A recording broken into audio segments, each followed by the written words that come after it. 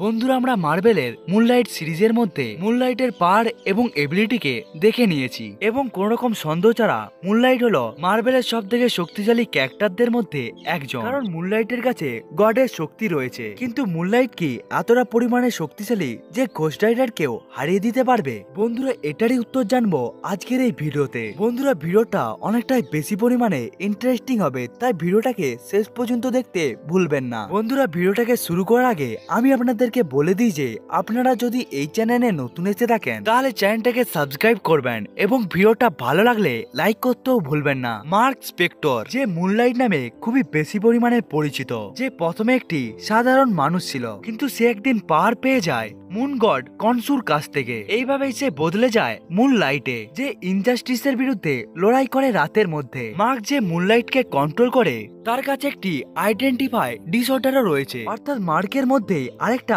Alternative ক্যারেক্টারও রয়েছে এবং ওই ক্যারেক্টারটির নাম হলো মিলেনিয়ার স্টিভেন গ্রান্ট এবং একটি ক্যাব ড্রাইভার জেক লুগলির। এবার যদি আমরা কথা বলি মুনলাইটের পাওয়ার এবং এবিলিটির সম্বন্ধে, তাহলে মুনলাইটের কাছে সবথেকে প্রথম এবিলিটি রয়েছে উইন ফাংশন। মুনলাইটকে যখন আবার আলো দেওয়া হয় মুন গড খনসুর দ্বারা, তখন মার্কের ব্রেন স্ট্রাকচার ফান্ডামেন্টালি অনেকটাই বেশি পরিমাণে ইনব্যালেন্স হয়ে যায় এবং মার্ক ভাবতে থাকে সে একটি গডের অভিশাপের জন্য এরকম হয়ে গিয়েছে। এবং মার্কের মাইন্ডের মধ্যে যে সমস্ত চেঞ্জগুলো হয়েছে সেগুলো এখনো আমাদের কাছে আননোন রয়েছে, কিন্তু সে মেন্টাল টেলিপ্যাথিক অ্যাটাক থেকে নিজেকে রেজিস্ট্যান্ট করতে পারে। সে অন্য কোনো জীবের মাইন্ডকেও কন্ট্রোল করতে পারে। এসব ছাড়া মুনলাইটের কাছে ইমমর্টালিটি রয়েছে। মুনলাইটের কানেকশন রয়েছে খনসুর সাথে, তাই খনসু যে মুন গড, তাই সে মুনলাইটকে অনেকগুলো পাওয়ার এবং এবিলিটি দিয়েছিল, যার মধ্যে একটি ছিল ইমমর্টালিটি। এবং যেহেতু মার্ক একজন বক্সার এবং কস্টিউম সুপারহিরো ছিল, তাই সে খুবই বেশি পরিমাণে expert hand to hand ব্যাটেলে।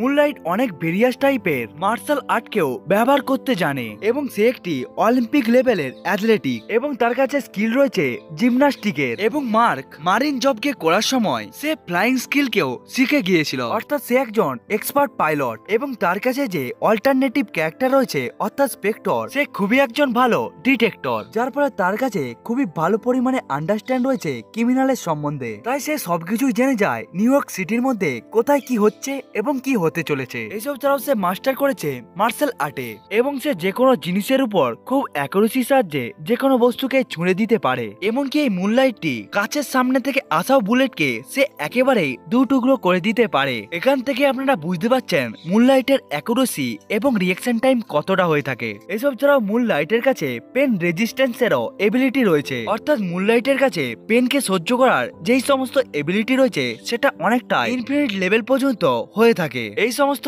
Ability গুলোই মুনলাইটকে অনেকটাই বেশি পরিমাণে শক্তিশালী বানিয়ে দেয়। মুনলাইট যে কোনো ধরনের ওয়েপেনকে ব্যবহার করতেও জানে এবং মুনলাইট যে কোনো ধরনের ভাষাকে বুঝে যেতে পারে। এবার মুনলাইটের ফিজিক্যাল ক্যাপাবিলিটি সম্বন্ধে জেনে নেওয়া যাক। মুনলাইটের স্ট্রেংথ ডিপেন্ড করে তার ডিফারেন্ট টাইপের পার্সোনালিটির উপর, যেখানে স্পেক্টর যে একজন সাধারণ মানুষ যে রেগুলার এক্সারসাইজ করতে থাকে, যার ফলে এই মুনলাইটটি তার বডি ওয়েটের থেকে দুগুণ বস্তুকে অতি সহজে লিফট করে নিতে পারে। এসব ছাড়াও তার কাছে যেই সমস্ত ডিফারেন্ট টাইপের পার্সোনালিটি রয়েছে সেগুলো সমস্ত ভাবেই তার গডের উপরে ডিপেন্ড করে, কারণ কোনোভাবে যদি মুনলাইটের গড মুনলাইটকে কন্ট্রোল করতে থাকে তখন তার পাওয়ার এবং এবিলিটি অনেকটাই বেশি হয়ে যায়। এখান থেকে আপনারা বুঝতে পেরে গেছেন মুনলাইট কতটা বেশি পরিমাণে শক্তিশালী। এবার জানা যাক ঘোস্ট রাইডারের পাওয়ার এবং এবিলিটির সম্বন্ধে। ঘোস্ট রাইডার হলো স্পিরিট অফ দ্য ভেঞ্চার অর্থাৎ জেরাথস। যখন জেরাথস তার হোস্টকে বেঁচে নেয় তখন তার হোস্টকে দিয়ে দেয় অনেকটাই বেশি পরিমাণে পাওয়ার এবং এবিলিটি,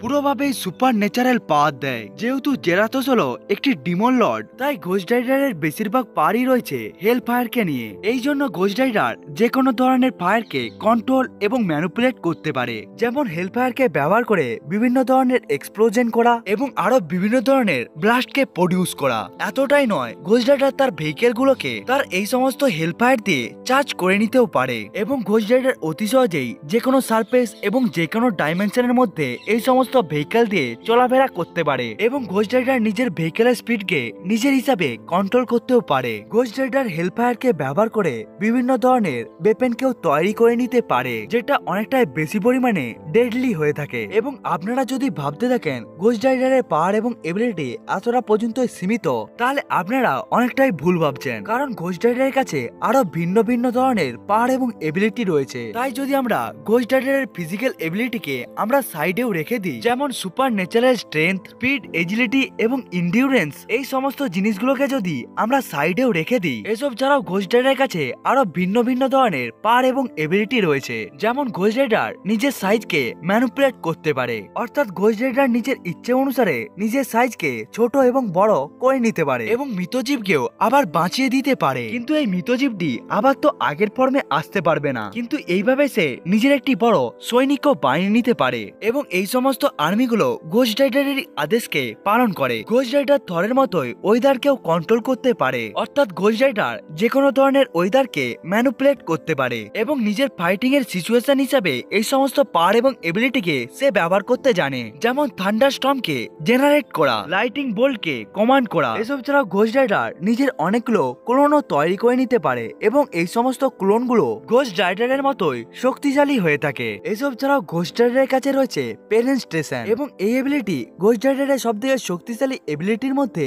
একটি এবং এই এবিলিটিকে ব্যবহার করে গোস্ট রাইডার যে কোনো জীবের শরীর থেকে তার আত্মাকে অ্যাবজর্ব করে নিতে পারে বা বাইরেও বার করিয়ে দিতে পারে এবং এই এবিলিটিকে ব্যবহার করার জন্য গোস্ট রাইডার ওই জীবের চোখের দিকে তাকিয়ে থাকে। এসব ছাড়াও গোস্ট রাইডার এজলেস এবং ইমমর্টাল হয়ে থাকে। বন্ধুরা, এটা তো ছিল এই দুটো ক্যারেক্টারের পাওয়ার এবং এবিলিটির সম্বন্ধে সংক্ষেপে কিছু বিবরণ। এবার জানা যাক, যদি মুনলাইটের সাথে গোস্ট রাইডারের লড়াই লেগে যায় তখন ওই লড়াইকে কে জিতবে। বন্ধুরা, গোস্ট রাইডার এবং মুনলাইট এই দুটো ক্যারেক্টারই অনেকটা বেশি পরিমাণে পাওয়ারফুল, কিন্তু আমার হিসাবে গোস্ট রাইডার মুনলাইটকে হারিয়ে দিতে পারবে, কারণ গোস্ট রাইডারের কাছে অনেকগুলো এবিলিটি রয়েছে এবং গোস্ট রাইডারের কাছে অনেক বেশি পরিমাণে পাওয়ারও রয়েছে এবং জেরাথোসের কন্ট্রোলে আসার পর গোস্ট রাইডার আরো বেশি পরিমাণে শক্তিশালী হয়ে যায় এবং যখন মুন গড মুনলাইটকে কন্ট্রোল করবে তখনও মুনলাইট অনেকটা বেশি পরিমাণে শক্তিশালী হয়ে যাবে। তখন ওই ফাইটটি অনেকটাই বেশি পরিমাণে জোরদার হবে, কিন্তু এরপরও এই লড়াইটিকে জিতে হবে গোস্ট রাইডার, কারণ মুনলাইটের কাছে খুবই বড় একটি উইকনেস রয়েছে,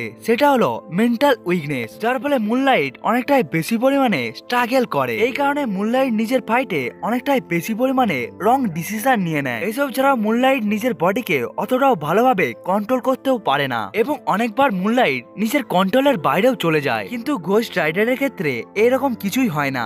গোস্ট রাইডার ফুল কন্ট্রোল করতে পারে নিজের বডিকে। বন্ধুরা, তাই আমার মতে এই লড়াইকে জিতবে গোস্ট রাইডার। বন্ধুরা, এটা তো ছিল আমার ওপিনিয়ন, আপনার কি মনে হয় কমেন্ট করে বলতে ভুলবেন না। বন্ধুরা, আজকের ভিডিওটা এতটা পর্যন্তই, দেখা হচ্ছে অন্য একটি ভিডিওতে, ততক্ষণের জন্য বাই বাই।